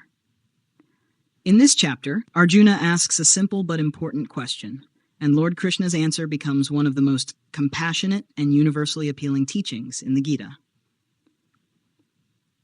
1. Arjuna's question, verse 1. Arjuna asks, between those who worship you with devotion and those who meditate on the formless Brahman, which path is superior? This question distinguishes two spiritual paths. Saguna Bhakti, devotion to a personal God with form. Nirguna Bhakti, meditation on the formless, unmanifest absolute. 2. Krishna's answer, both paths are valid, but, verses 2-5, Krishna replies, those who worship me with faith, fixing their mind on me, I consider perfect in yoga. 12.2. He also acknowledges that those who worship the unmanifest formless Brahman do attain him, but the path of the unmanifest is very difficult for embodied beings. 12.5. Why is it harder? Because humans are naturally drawn to form, relationship, and emotion. Meditating on the infinite formless reality requires great detachment and discipline. So, Krishna encourages the path of personal devotion, which is easier, warmer, and more accessible. Progressive paths to reach God, verses 6-12. Here, Krishna offers a ladder of approaches to reach him, each suitable for different types of people. 1. Direct bhakti. Those who worship me with mind and intellect fixed on me, I personally uplift them. 12.6-7. 2. Practice meditation. If you can't fix your mind steadily, then practice concentration through spiritual discipline. 12.9. 3. Selfless action, karma yoga. If practice is hard, then work for me, do all actions as an offering. 4. Renunciation of fruits. If that's still too hard, then renounce the results of your actions. This leads to peace. 12.11. Krishna is so gentle here, offering compassionate alternatives for every level of spiritual ability. 4. The qualities of the true devotee, Lakshana, verses 13-20. This is the heart of Chapter 12, a list of qualities loved by God, the traits of one who is truly dear to him. Such a devotee is very dear to me. This phrase repeats after each set of qualities, giving it a lyrical and devotional rhythm. Qualities of the beloved devotee. Verse range. Qualities Krishna loves. 12.13-14. Non-hatred, friendliness, compassion, non-possessiveness, forgiveness, contentment, steady mind, self-control, and firm devotion. 12.15. One who is not a source of fear to the world, nor afraid of the world, balanced in happiness and sorrow. 12.16. One who is detached, pure, efficient, unbiased, free from anxiety, dear to God. Unattached to pleasure and pain, content with anything, firm in faith and devotion. 12.19. Equal-minded toward friends and enemies, honor and dishonor, cold and heat, praise and blame. Those who follow this path with faith and love, making Krishna their goal, they are dearest to him. Summary of Chapter 12, Bhakti Yoga. Essence, path of devotion. Direct, joyful, accessible to all. Form versus formless, both valid, but devotion to form is easier. Spiritual progression, from devotion to practice to selfless action. Qualities of a devotee, humility, compassion, detachment, balance. God's love, God cherishes the pure-hearted devotee. Final reflections. Chapter 12 is the emotional heart of the Gita. It shows that God is not just truth, power, or knowledge. He is also love, and he is moved by the sincerity of the heart. You don't need to be perfect, brilliant, or ascetic. You only need to be devoted, sincere, and humble. Whether you meditate deeply, work selflessly, or just surrender in prayer, the divine accepts all who come with love. He who is free from malice toward all beings, friendly and compassionate, without ego, that devotee is dear to me. 12.13. Shall we move forward to chapter 13, Kshetra, Kshetraja Vibhaga Yoga, the field and the knower of the field. It shifts into Jnana Yoga, the path of knowledge, and is incredibly deep. Let me know if you're ready.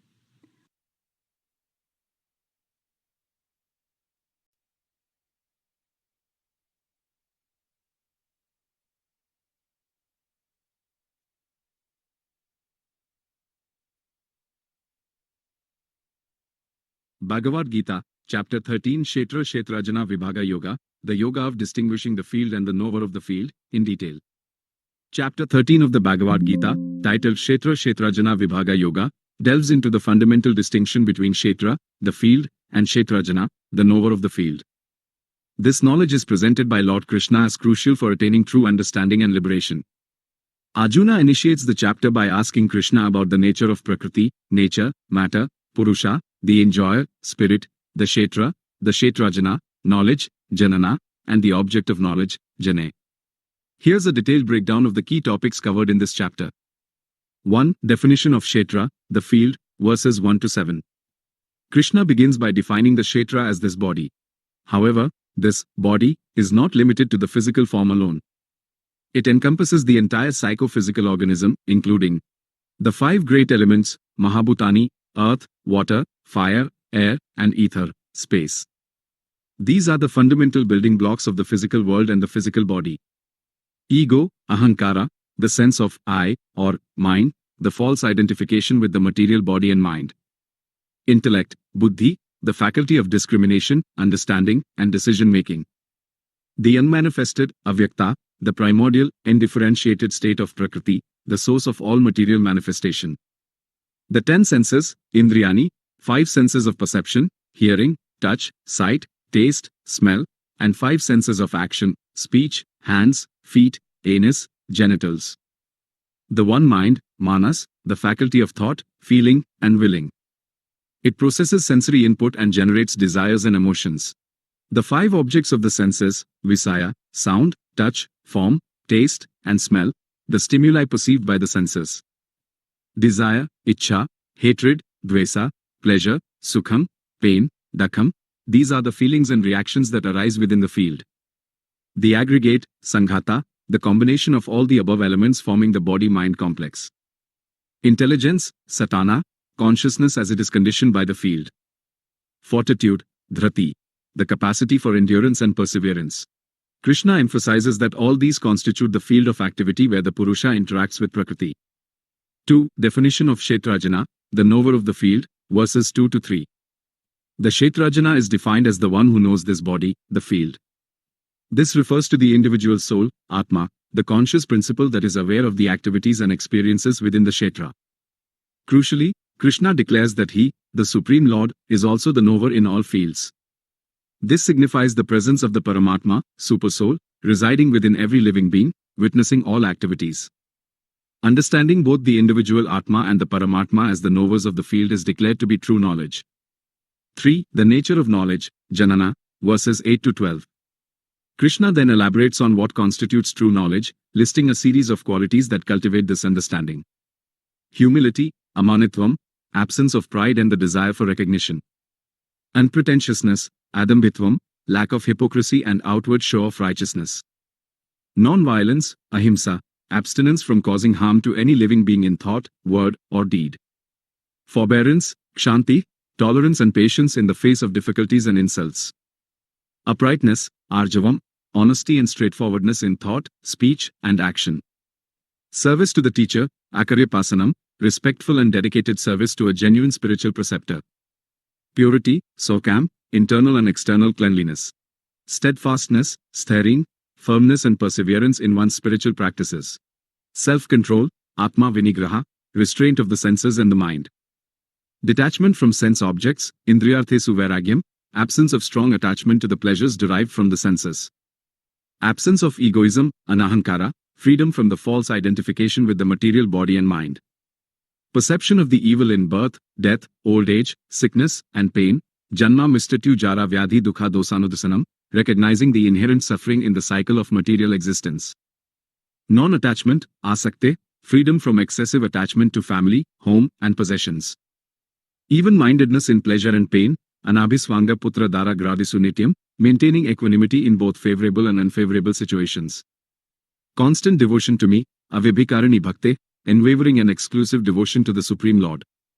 Resorting to solitary places, vivikta disa sevitvam, finding joy in solitude and detachment from worldly crowds. Distaste for the company of materialistic people, artirjana samsadi, lack of attraction to the association of those overly attached to material pursuits. Constancy in self-knowledge, adhyatm jnana nityatvam, steadfastness in the pursuit of spiritual understanding. Perception of the end of true knowledge, tattva jananarth darshanam, understanding the ultimate goal of knowledge, self-realization and union with the divine. Krishna concludes this section by stating that all that is contrary to this is ignorance, ajnana. 4. The object of knowledge, Janayam, the Supreme Brahman, verses 13 to 18. Krishna then describes the Janayam, the object of true knowledge, which is the Supreme Brahman. He uses paradoxical language to convey its transcendental nature, as it is beyond the grasp of the limited intellect. Beginningless, anadi, it has no origin. Beyond being and non-being, nasat and nasad uc8, it transcends the limitations of existence and non-existence as we understand them in the material world. Pervading everywhere, sarvata pani padam tat sarvato, kesai sero mukham, having hands, feet, eyes, heads, and mouths everywhere, signifying its all-pervasiveness. Hearing everything, sarvatas ritima lokai, possessing the ability to hear everything. Unattached yet supporting all, sarvam avrityatisti, it sustains everything without being attached to it. Without qualities yet the enjoyer of qualities, nirgunam guna bhoktraka, it is beyond the material modes, gunas, yet experiences them through the senses of all beings. Within and without all beings, anta bahis ca bhutanam, it exists both inside and outside all living entities. Unmoving yet moving, akaram karam eva ca, it is both stationary and moving. Subtle and unknowable, sukshmatva tad avijnayam, it is so subtle that it is beyond the comprehension of the material senses and mind. Far away yet near to all, durastham kantike katat, it is transcendent yet resides within the heart of every being. Undivided yet appearing divided, avibhaktam ka bhutesu vibhaktam ivakastitam, the one, it appears divided among all living beings. The light of all lights, jyotismapi tad jyotis, the source of all illumination, beyond darkness. Knowledge, the knowable, and the goal of knowledge, jananam janayam jananagami, it is the very essence of knowledge, the object to be known, and the goal to be attained through knowledge. Seated in the hearts of all, HRDI sarvasya visthitam, residing within the heart of every living being. 5. Prakriti, nature, and Purusha, the enjoyer, verses 19 to 26. Krishna further elucidates the roles of Prakriti and Purusha. Both are beginningless, Prakritim Purusam Keva Vidhi Anadi Ubhavapi, both material nature and the individual soul are eternal and without a beginning. Modifications and qualities arise from Prakriti, Vikaramas ca Gunamas Keva Vidhi Prakriti Sambhavan, all the changes and the three modes of nature, Sattva, Rajas, Tamas, originate from Prakriti. Purusha experiences pleasure and pain, Purus Prakriti Sthohi Bhumte Prakriti Jan Guna, the individual soul, situated in Prakriti, experiences the consequences of the modes of nature. Attachment to the modes is the cause of birth in good and evil wombs, Karanam Guna Sango, Sya Sad Asad Yoni Janmasu, the soul's attachment to the different modes of Prakriti leads to its birth in various conditions. The Purusha as witness, permitter, supporter, enjoyer, and the Supreme Lord, Updrastanumanta ca Bharta Bhokta Maheshwara, the Supreme Lord, Paramatma, is present as the witness, permitter, supporter, enjoyer, and the ultimate controller within every living being. Understanding this leads to liberation. Ya evam vetti purusam prakritim ca gunisaha, one who truly understands this relationship between Purusha and Prakriti and the influence of the modes is not born again, regardless of their current state. 6. Paths to self-realization, verses 24 to 26. Krishna briefly mentions different paths that lead to the understanding of the Kshetra and Kshetrajana. Through meditation, dhyanena, some realize the self through contemplation and meditation. Through the cultivation of knowledge, sankhena yogna, others attain understanding through philosophical inquiry and the yoga of knowledge. Through action without attachment, karma yogna, some realize the self through selfless action. Through hearing from others, anya TV evam ajnanta sritvanyabhya upaste, even those who do not possess direct knowledge can transcend death by faithfully hearing and following the teachings of realized souls. 7. The indwelling Lord and the nature of action, verses 27 to 35.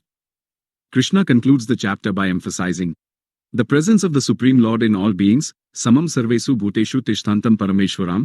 One who sees the same Supreme Lord residing equally in all beings does not degrade themselves by their mind and attains the supreme goal. Prakriti as the performer of all actions, prakriteva ca karmani kriyamani sarvas, all actions are performed by Prakriti, while the soul, deluded by ego, thinks itself to be the doer. The eternal and unchanging nature of the self, anaditvan nirgunatvat paramatmayam avaye, the Supreme Self, being beginningless and devoid of material qualities, does not act nor is it tainted by actions, even though it resides in the body. The illuminating power of the self, yatha prakasayati ekakratsnam lokam imam ravi, just as the sun illuminates the entire world, the individual soul illuminates the entire body with consciousness. The ultimate goal, understanding the distinction, kshetra kshetrajanayor evam antaram jnana kaksuise, those who perceive the difference between the kshetra and the kshetrajana with the eye of knowledge, and understand the liberation from the bondage of Prakriti, attain the Supreme. In summary, Chapter 13 of the Bhagavad Gita provides a profound philosophical framework for understanding the nature of our existence. It distinguishes between the material field of our experience, body, mind, senses, etc., and the conscious knower of that field, the individual soul and the indwelling Supreme Lord.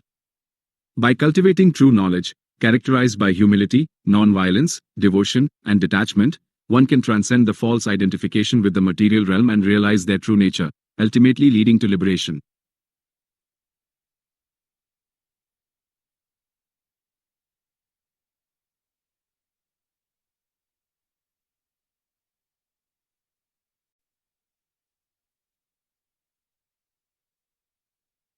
Bhagavad Gita, Chapter 14 Gunatraya Vibhaga Yoga, the Yoga of the division of the three modes of material nature, in detail.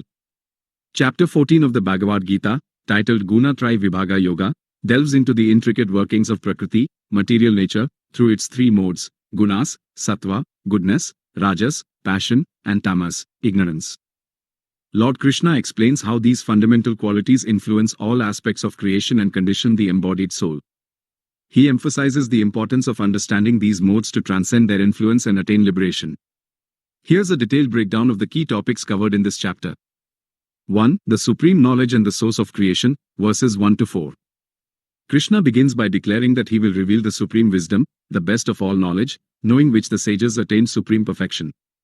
He describes how the total material substance, Mahad Brahma, is the womb, and he, as the seed-giving father, impregnates it, making possible the births of all living beings. Thus, all species of life arise from the combination of material nature and the Supreme Lord's energy. 2. The three modes of material nature and their binding influence, verses 5 to 9. Krishna introduces the three gunas that arise from Prakriti and bind the eternal soul to the material body. Sattva, goodness, the mode of purity, illumination, and freedom from sinful reactions. Those situated in Sattva develop knowledge and experience happiness. However, they become conditioned by attachment to happiness and knowledge. Rajas, passion, the mode of intense desire, longing, and activity born of attachment. It binds the soul through its craving for the fruits of actions and material enjoyment, leading to distress. Tamas, ignorance, the mode of darkness, delusion, inertia, and madness. It binds the soul through negligence, laziness, and sleep, obscuring knowledge and leading to foolishness. Krishna explains how these three modes constantly compete for dominance, influencing one's thoughts, actions, and experiences. 3. Manifestations of the modes, verses 10 to 13. Krishna describes the signs that indicate the predominance of each mode. Increase of sattva, illumination of knowledge in all the gates of the body, senses, clarity, and a sense of well-being. Increase of rajas, development of great attachment, fruitive activity, intense endeavor, and uncontrollable desire and hankering. Increase of tamas, manifestation of darkness, inertia, madness, and delusion. Lack of motivation and understanding prevails. 4. The consequences of dying under the influence of each mode, verses 14 to 15. The state of consciousness at the time of death determines the next birth. Dying in sattva, attainment of the pure higher planets inhabited by the learned sages. Dying in rajas, taking birth among those engaged in fruitive activities on the earthly plane. Dying in tamas, birth in the lower species, characterized by ignorance and inertia. 5. The results of actions performed under each mode, verses 16 to 18. The quality of actions is also determined by the prevailing mode. Actions in sattva lead to purity, real knowledge, and happiness. Actions in rajas result in distress and entanglement. Actions in tamas produce foolishness, ignorance, and delusion. Similarly, the destination attained after death is influenced by the mode one is situated in during life. Those in sattva progress upwards, those in rajas remain in the middle, earthly plane, and those in tamas go downwards to the lower realms. 6. Transcendence of the modes, verses 19 to 20. Krishna reveals the path to liberation. When one understands that all activities are performed by the gunas alone and that the Supreme Lord is transcendental to these modes, one can attain his spiritual nature. By transcending these three modes associated with the material body, the embodied being becomes free from birth, death, old age, and their distresses, experiencing nectar even in this life. 7. Characteristics of one who has transcended the modes, verses 21 to 25. Arjuna inquires about the characteristics of a person who has transcended the gunas. Krishna describes such a person.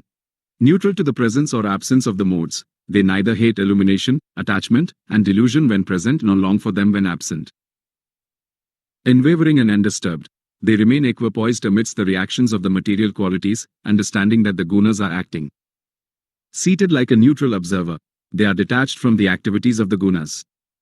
Equal in pleasure and pain, they experience both with equanimity. See earth, stone, and gold as equal. They are free from material attachments and distinctions. Unmoved by praise or blame, they are established in self-realization. Equal to friend and foe, they see all beings with the same spiritual vision. Renounce all fruitive endeavors, they act without attachment to the results. 8. The path to transcendence, devotional service, verse 26. Krishna reveals the most direct path to transcending the gunas, unalloyed devotional service, avibhikarini bhakti yoga, to him. One who engages in pure devotion surpasses the influence of the modes and becomes fit for Brahman realization. 9. The supreme abode of Brahman, verse 27. Krishna concludes the chapter by declaring that he is the foundation of Brahman, the immortal, imperishable, and eternal principle of righteousness and ultimate happiness. This emphasizes that devotion to the Supreme Lord leads to the highest spiritual attainment, beyond the limitations of the material modes. In summary, Chapter 14 of the Bhagavad Gita provides a profound understanding of the three modes of material nature and their pervasive influence on our lives. It highlights how these modes bind the soul and cause suffering. However, it also offers the liberating knowledge of how to transcend these modes through detachment, cultivation of knowledge, and ultimately, through unwavering devotional service to the Supreme Lord, thus attaining freedom from the cycle of birth and death and realizing one's true spiritual nature.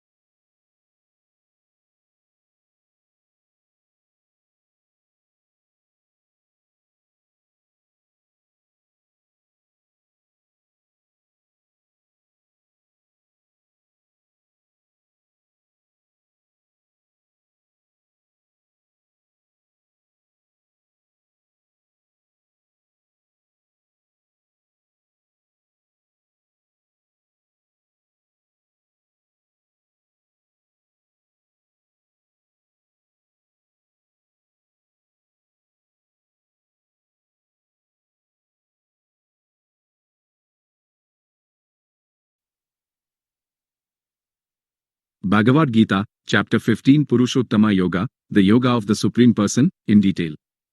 Chapter 15 of the Bhagavad Gita, titled Purushottama Yoga, reveals the ultimate nature of the Supreme Lord as Purushottama, the Supreme Person, who transcends both the perishable, Kshara, and the imperishable, Aksar. This chapter uses the vivid metaphor of an inverted banyan tree to illustrate the complexities of the material world and emphasizes the necessity of detachment and surrender to the Supreme Lord to break free from its entanglement. Here's a detailed breakdown of the key topics covered in this chapter.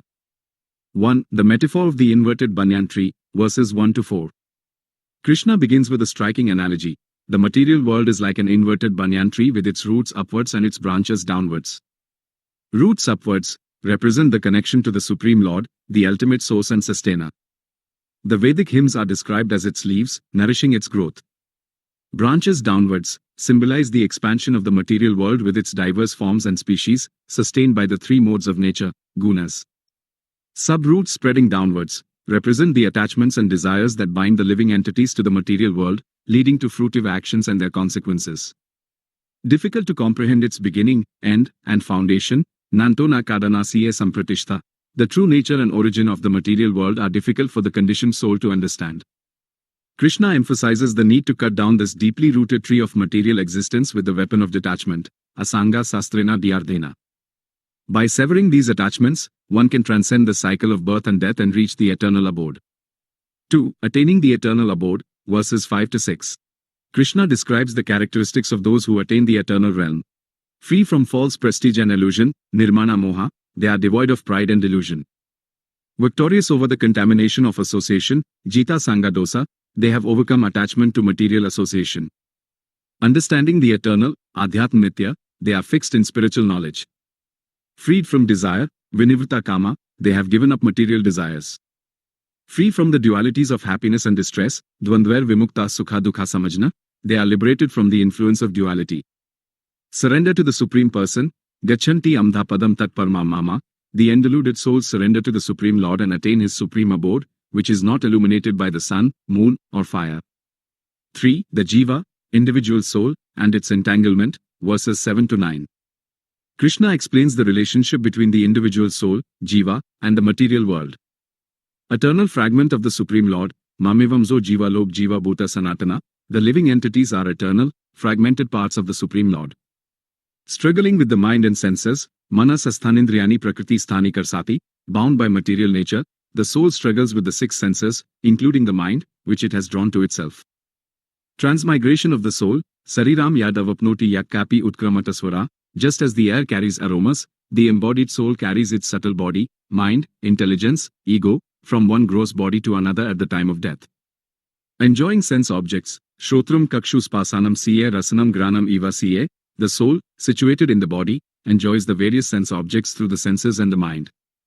4. The ignorant and the wise, verses 10-11. Krishna contrasts the understanding of the ignorant and the wise. The ignorant cannot understand the soul's departure and dwelling, utkramantam sthitam vapi bhunjanam va gunanvitam. Those deluded by the material modes cannot comprehend how the soul leaves the body, how it resides within, or how it enjoys the senses. The wise perceive with the eye of knowledge, pasanti jnana kaksusa. Those who have cultivated spiritual knowledge can see the soul's activities clearly. Striving yogis can also see the self within, yatanto yoginas kanam pasyanti atmani avasthitam. Sincere yogis who strive in spiritual practice can realize the self situated within their hearts. 5. The Supreme Lord as the source of all, verses 12-15. Krishna reveals His all-pervasive nature and His role as the source of everything. Illuminating the sun, moon, and fire, yad aditya gatam tejo jagad bhasayate, kilam, the effulgence of the sun that illuminates the entire world comes from Him. Nourishing the planets and vegetables, gama vishya siye bhutani dharaimi aham ojasa, He enters the planets and sustains all living beings with His energy. He becomes the suppered moon and nourishes the vegetation. The fire of digestion, aham vashvanaro bhutva praninam deham asrita, He is the fire of digestion within the bodies of all living entities, aiding in the assimilation of food. Seated in everyone's heart, the source of memory, knowledge, and forgetfulness, sarvasya kaham hardi sannivisto mata smartya jananam aponam siye, He resides in the hearts of all beings and is the source of memory, knowledge, and forgetfulness. The knower of the Vedas and the compiler of Vedanta, Vedais siye sarve aham eva vedyo vedanta krid vedavid eva kaham, He is the ultimate object of knowledge in all the Vedas, the compiler of Vedanta, and the knower of the Vedas. 6. The two kinds of beings, perishable and imperishable, verses 16-17. Krishna distinguishes between two categories of beings. The perishable, kashara, all living entities in the material world are subject to change and destruction. The imperishable, aksara, the liberated souls and the spiritual sky are beyond material decay. The Supreme Person, Purushottama, but beyond both the perishable and the imperishable is the Supreme Lord Himself, who sustains all and is known as the Purushottama. 7. The nature and glory of the Purushottama, verses 18-20. Krishna emphasizes His supreme position. Transcending the perishable and the imperishable, Yasmat Kshara Matito, Ham Aksad Api Kotama, because He is transcendental to both the perishable and the imperishable, He is known as the Purushottama. Known as the Supreme Person in the Vedas and among the people, Ato, Smi Lokved Ca Pratita Purushottama, he is celebrated as the Supreme Person in the Vedic scriptures and in popular understanding. Understanding this is true knowledge. Yomam evam asamudho janati Purushottamam, one who knows him as the Purushottama, without delusion, is the knower of everything and engages in his full devotional service. The ultimate goal, surrender and devotion, sa sarv vid bhajti mam sarv bhavena bharat, such a wise person engages in his loving devotional service with all their being. Conclusion, verse 20. Krishna concludes the chapter by stating that this is the most confidential part of the Vedic scriptures. Whoever understands it will become wise and their endeavors will reach perfection. In summary, chapter 15 of the Bhagavad Gita reveals the Supreme Lord as Purushottama, the ultimate reality beyond the material world and the liberated souls.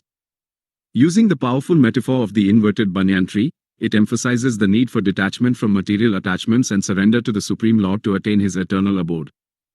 The chapter highlights the Lord's all-pervasive nature as the source of everything and encourages unwavering devotion as the highest form of knowledge and the path to ultimate liberation.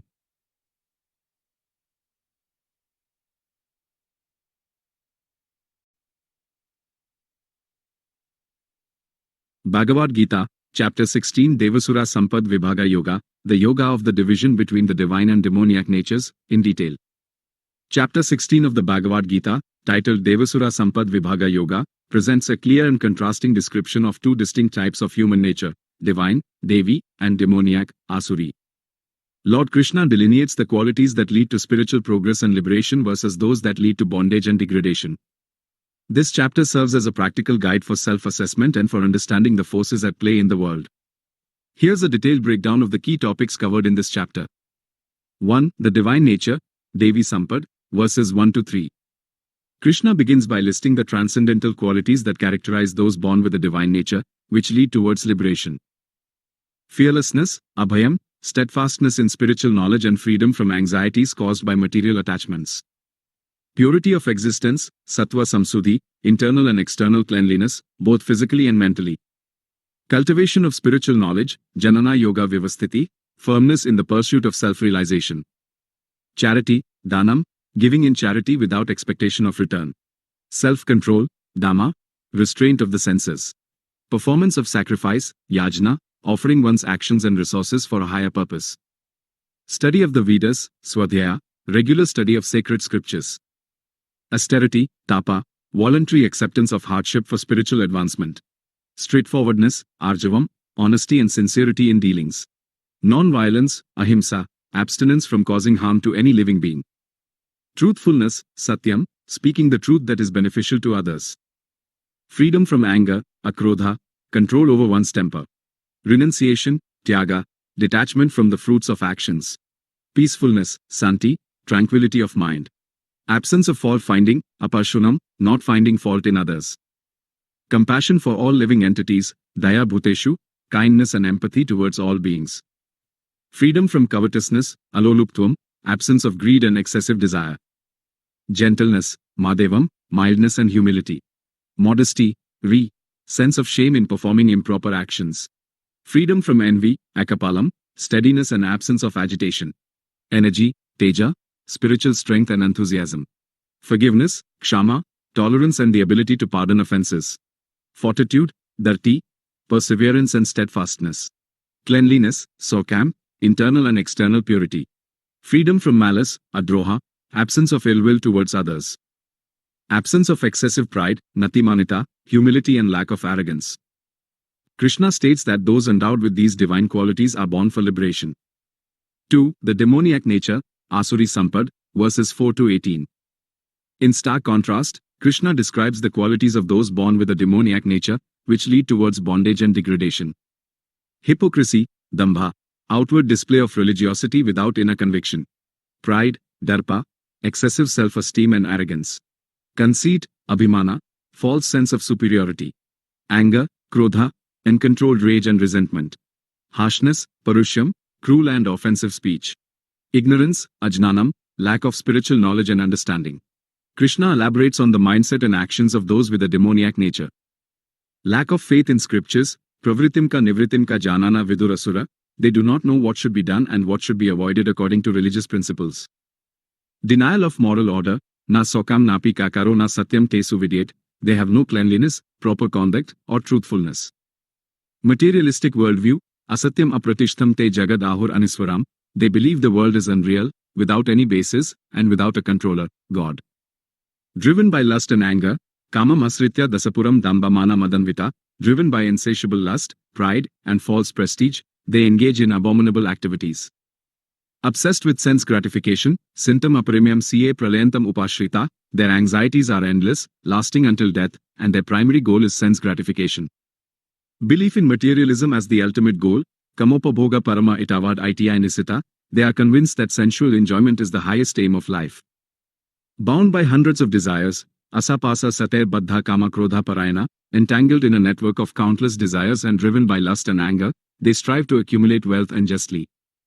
Arrogance and false pride, idamadya maya labdham imam prapasye manoratham, they boast about their possessions and future acquisitions, thinking themselves powerful and happy. Envious and blasphemous towards God and devotees, dvisto, bhesuyaka, they are envious of others and blaspheme religious principles and devotees. Krishna states that these demoniac individuals, attached to lust and anger, are repeatedly born into lower species and ultimately descend into hell. 3. The three gates to hell, verses 21 to 22. Krishna identifies the three principal gateways that lead to degradation and hell. Lust, kama, uncontrolled and insatiable desire. Anger, krodha, uncontrolled rage and resentment. Greed, lobha, excessive desire for wealth and possessions. He emphasizes that every sane person should abandon these three destructive forces. By freeing oneself from these gates of hell, one can cultivate qualities that lead to the highest destination. 4. The importance of scriptural authority, verses 23 to 24. Krishna stresses the significance of following the injunctions of the scriptures, sastra. Disregarding scriptural injunctions leads to degradation, ya sastra vidhim ushja vatate kamakarata. Those who disregard the rules of the scriptures and act according to their whims do not attain perfection, happiness, or the supreme destination. Scriptures as the guide, tasmat sastram pramanam te karya vyavasthitao, therefore, the scriptures are the authority in determining what ought to be done and what ought not to be done. Acting according to scriptural guidelines leads to liberation, janatva sastra vidhanma yatkarm kartum iharasi, knowing the injunctions of the scriptures, one should act accordingly to gradually elevate oneself. In summary, Chapter 16 of the Bhagavad Gita provides a crucial understanding of the two fundamental paths in life, the path of the divine nature, characterized by virtuous qualities leading to liberation, and the path of the demoniac nature, marked by negative traits leading to bondage and suffering. Krishna clearly delineates these opposing forces, urging Arjuna and all beings to cultivate divine qualities and reject the destructive tendencies of lust, anger, and greed. The chapter emphasizes the importance of scriptural guidance in navigating the complexities of life and attaining the ultimate spiritual goal. Bhagavad Gita, Chapter 17, Shraddha Tri Vibhaga Yoga, the yoga of the division of the three kinds of faith, in detail. Chapter 17 of the Bhagavad Gita, titled Shraddha Tri Vibhaga Yoga, addresses Arjuna's question about the faith, Shraddha, of those who do not follow scriptural injunctions but still engage in worship. Lord Krishna reveals that faith is also of three kinds, corresponding to the three modes of material nature: sattva, goodness; rajas, passion; and tamas, ignorance. This chapter explores how these different kinds of faith influence one's actions, choices of food, performance of sacrifice, austerity, and charity. Here's a detailed breakdown of the key topics covered in this chapter. 1. Arjuna's question and Krishna's initial response, verse 1 to 2. Arjuna inquires about the situation of those who, neglecting the scriptural ordinances, worship with faith. What is their condition, O Krishna, in goodness, in passion, or in ignorance? Krishna replies that the faith of embodied beings is of three kinds, born of their own nature, prakriti. He states that faith is according to one's inherent disposition. Whatever the nature of a person's faith, that is what they truly are. 2. Faith influences food, verses 3 to 10. Krishna explains how the three modes of nature affect people's choice of food. Food favored by those in sattva, foods that increase life, purity, strength, health, happiness, and satisfaction. These are savory, fatty, wholesome, and pleasing to the heart. Food favored by those in rajas, foods that are bitter, sour, salty, hot, pungent, dry, and burning. These cause distress, grief, and disease. Food favored by those in tamas, foods that are stale, tasteless, putrid, decomposed, and consisting of remnants and untouchable things. This illustrates how one's inherent faith, influenced by the dominant mode of nature, dictates even basic choices like diet.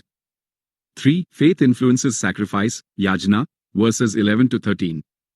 Krishna describes the three kinds of sacrifice. Sacrifice in sattva, performed according to scriptural regulations, without desire for reward, and with the conviction that it is one's duty. Sacrifice in rajas, performed with a desire for the fruits of action and for the sake of prestige. Sacrifice in tamas, performed contrary to scriptural regulations, without offering food, without chanting mantras, without giving charity, and without faith. This highlights how the motivation and adherence to principles in religious practices are also governed by the three modes of faith. 4. Faith influences austerity, tapas, verses 14 to 19. Krishna elaborates on the three kinds of austerity. Austerity of the body, kaikam tapa, worship of the Supreme Lord, the Brahmins, the spiritual master, and the wise, cleanliness, simplicity, celibacy, and non-violence. Austerity of speech, vanmayam tapa, speaking words that are truthful, pleasing, beneficial, and not agitating to others, and also regular recitation of the Vedas. Austerity of the mind, manasam tapa, satisfaction, simplicity, gravity, self-control, and purity of thought. He then classifies austerity based on the mode of faith with which it is performed. Austerity in sattva, performed with faith, without desire for reward, and with steadfastness, for the sake of the Supreme. Austerity in rajas, performed with the desire for gain, honor, and adoration, and with hypocrisy. It is temporary and yields uncertain results. Austerity in tamas, performed out of foolishness, with self-torture or to harm others. This demonstrates how even spiritual practices like austerity can be colored by the different modes of faith. 5. Faith influences charity, dana, verses 20 to 22. Krishna describes the three kinds of charity. Charity in sattva, given out of duty, without expectation of return, at the proper time and place, and to a worthy person. Charity in rajas, given with the expectation of return, or with a desire for fruitive results, or grudgingly. Charity in tamas, given at an improper place and time, to unworthy persons, without respect, and contemptuously. This shows that even the act of giving, which is considered virtuous, is influenced by the underlying faith and motivation. 6. The significance of Om Tat Sat, verse 23 to 28. Krishna concludes the chapter by explaining the transcendental sound vibration, Om Tat Sat, and its significance in spiritual endeavors. Om, Om, indicates the supreme absolute truth. Tat, Tat, signifies that, referring to the impersonal aspect of the absolute truth. Sat, Sat, means the eternal, the real, and the good. Krishna states that from the beginning of creation, these three words have been used to indicate the supreme absolute truth. Brahmanas, Vedic hymns, and sacrifices are designated by these three syllables. He emphasizes that all sacrifices, austerities, and charities should be performed with faith in the Supreme. Actions performed without faith, whether sacrifice, charity, or austerity, are impermanent and without spiritual benefit in this life or the next. In summary, chapter 17 of the Bhagavad Gita reveals that even faith, which is the foundation of spiritual practice, is influenced by the three modes of material nature.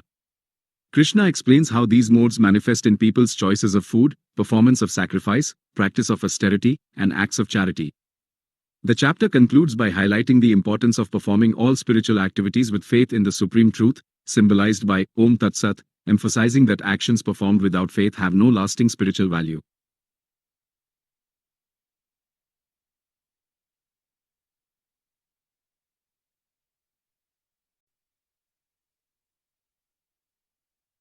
Bhagavad Gita, Chapter 18 Moksha Sannyasa Yoga, the Yoga of Liberation through Renunciation, in detail. Chapter 18 of the Bhagavad Gita, titled Moksha Sannyasa Yoga, is the concluding and summative chapter. It revisits the concepts of renunciation, sannyasa, and abandonment of action, tyaga, clarifying their true meanings and emphasizing the importance of acting according to one's nature while remaining detached from the fruits of action. Lord Krishna summarizes the essence of the entire Gita, reiterating the path to liberation through knowledge, devotion, and selfless action, culminating in complete surrender to the Supreme Lord. Here's a detailed breakdown of the key topics covered in this chapter. 1. Arjuna's question on renunciation and abandonment, verse 1. Arjuna asks Krishna about the distinction between sannyasa, renunciation, and tyaga, abandonment, seeking clarity on these important concepts. 2. Krishna's explanation of renunciation and abandonment, verses 2 to 12. Krishna clarifies the meanings of sannyasa and tyaga. Sannyasa, the renunciation of all actions that are based on desire for material enjoyment. Tyaga, the abandonment of the fruits of all actions. He then categorizes Tyaga into three types, based on the modes of nature. Tyaga in Sattva, righteous abandonment, abandoning obligatory duties because they are troublesome or out of fear of bodily discomfort is Tyaga in the mode of passion. Tyaga in Rajas, passionate abandonment, abandoning obligatory duties because they are troublesome or out of fear of bodily discomfort is Tyaga in the mode of passion. Tyaga in Tamas, ignorant abandonment, abandoning prescribed duties as evil or out of delusion is Tyaga in the mode of ignorance. Krishna emphasizes that true abandonment, Sattvika Tyaga, involves performing one's prescribed duties without attachment to the results and with the understanding that it is one's duty. He states that it is impossible for an embodied being to give up action entirely, but one can give up the fruits of action.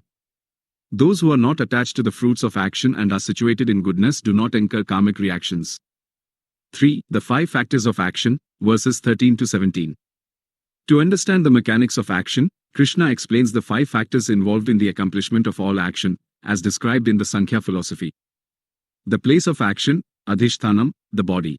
The performer, Kata, the individual soul, influenced by ego.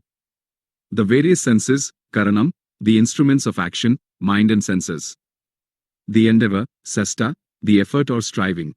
The supersoul, Devam, the ultimate controlling factor, the sanction of the divine. Krishna clarifies that one who, due to false ego, thinks themselves to be the sole performer of actions does not truly understand the process. 4. The 3 impetuses to action, verses 18 to 19. Krishna describes the 3 factors that impel one to act. Knowledge, Jnanam, the understanding of the object of action. The object of knowledge, Jnanam, the goal or purpose of the action. The knower, Janata, the one who possesses the knowledge. Similarly, actions, the performer, and the instruments of action are also of 3 kinds according to the modes of nature. 5. Knowledge, action, and the performer as influenced by the modes, verses 20 to 28. Krishna elaborates on how the 3 modes of nature influence knowledge, action, and the performer. Knowledge in Sattva, that by which one sees the undivided spiritual nature in all living entities. Knowledge in Rajas, that by which one sees different kinds of living entities as separate. Knowledge in Tamas, that which is superficial, clings to one aspect, and is without real understanding of the truth. Action in Sattva, regulated, performed without attachment, without love or hatred, and by one who is not desirous of the fruits. Action in Rajas, performed with great effort, by one seeking to gratify their desires and driven by ego.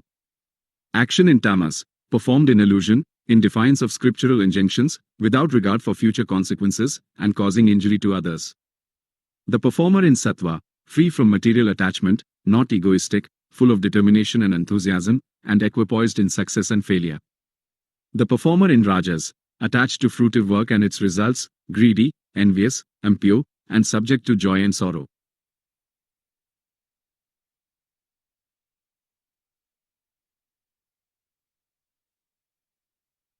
The performer in Tamas, always engaged in improper action, materialistic, stubborn, deceitful, lazy, dejected, and procrastinating. 6. Understanding, determination, and happiness as influenced by the modes, verses 29 to 39. Krishna further explains how the 3 modes affect understanding, determination, and happiness.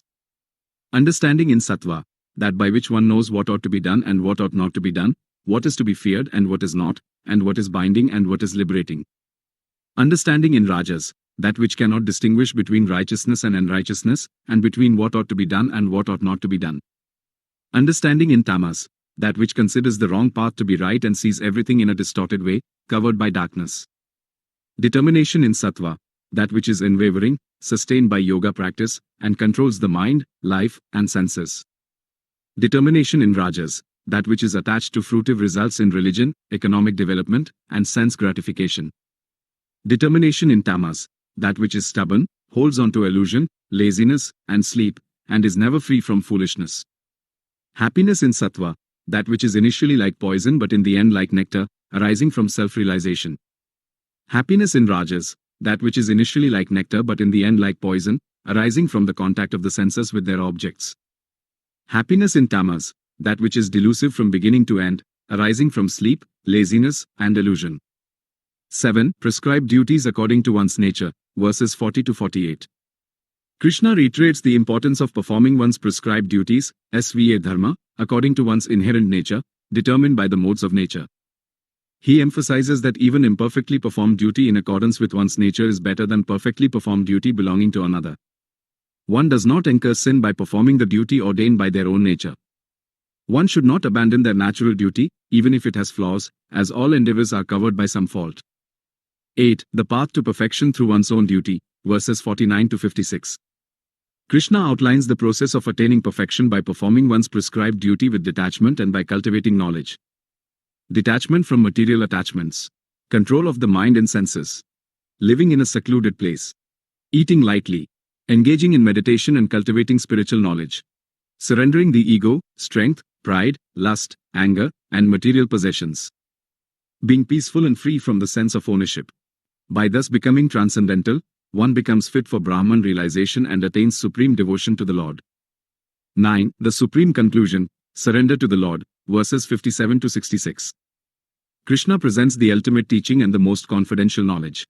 Perform all your actions as an offering to me. Be mindful of me always. Work under my protection. Surrender completely unto me. Krishna assures Arjuna that by surrendering to him, he will overcome all obstacles and attain the supreme abode. He emphasizes that this is the most confidential knowledge, to be spoken to those who are not envious, who are devoted, who desire to serve, and who do not blaspheme him. 10. The result of studying the Gita, verses 67 to 71. Krishna glorifies the study and propagation of the Bhagavad Gita, stating that those who teach this supreme secret to his devotees perform the most pleasing service to him and will undoubtedly attain him. Even simply hearing the Gita with faith becomes free from sinful reactions and attains the auspicious realms. 11. Arjuna's liberation from delusion, verses 72 to 73. Krishna asks Arjuna if his delusion and ignorance have now been dispelled. Arjuna replies affirmatively, stating that his illusion is gone and he is now firm and ready to act according to Krishna's instructions. 12. Sanjay's narration and conclusion, verses 74 to 78. Sanjay narrates his experience of hearing the divine conversation between Krishna and Arjuna, expressing his wonder and joy. He concludes by stating that wherever Krishna, the Lord of all mystic power, and Arjuna, the supreme archer, are present, there will certainly be victory, opulence, extraordinary power, and morality. In summary, chapter 18 of the Bhagavad Gita serves as a comprehensive conclusion to the entire discourse. It clarifies the concepts of renunciation and abandonment, emphasizes the importance of performing one's prescribed duties according to their nature with detachment, and culminates in the supreme instruction of complete surrender to the Supreme Lord. Krishna reiterates the paths of knowledge, action, and devotion as means to attain liberation and stresses the profound significance of understanding and following the teachings of the Bhagavad Gita.